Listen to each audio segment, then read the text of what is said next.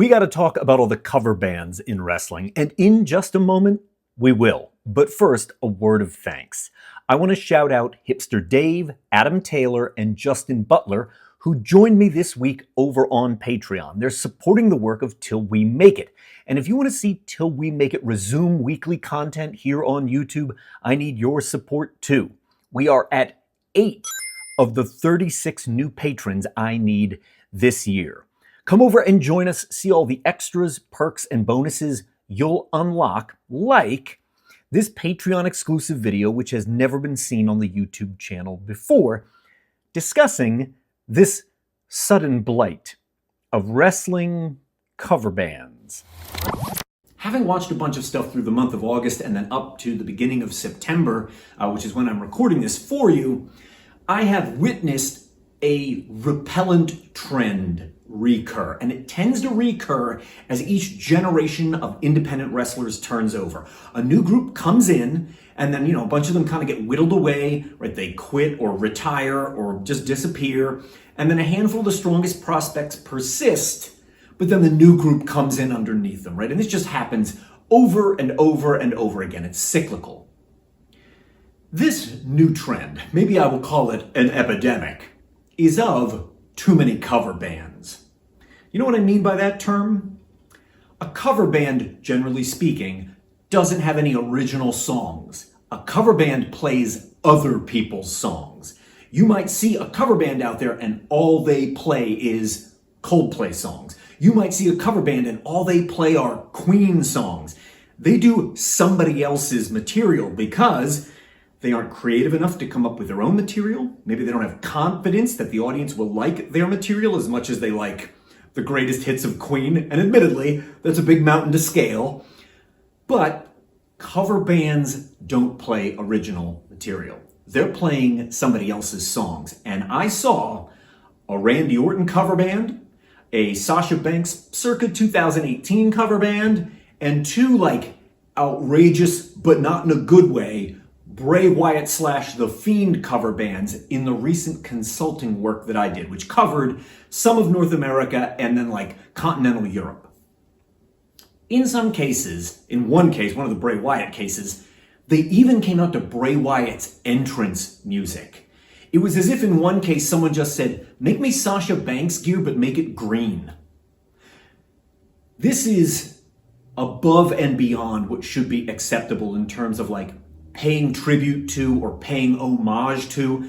And it reached a point where, generally, because I take my job seriously, I feel like this is not something I can do. But I was watching an event, and there was a Bray Wyatt cover band who basically wore the gear, came out to the music, was doing Bray Wyatt's mannerisms, even Sister Abigail. And at one point, one of the commentators actually said, "Oh, shades of Bray Wyatt" on that one, and I laughed out loud. I could not contain it.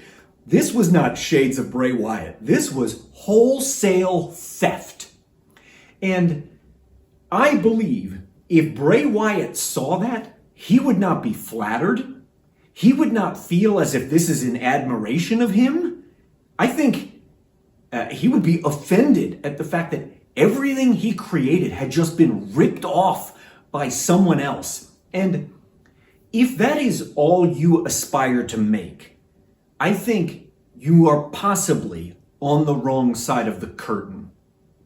I think it's all right to be an extreme Bray Wyatt fan and buy all the merchandise and buy all the tribute stuff that they produce and support, his family in any way, shape, or form possible.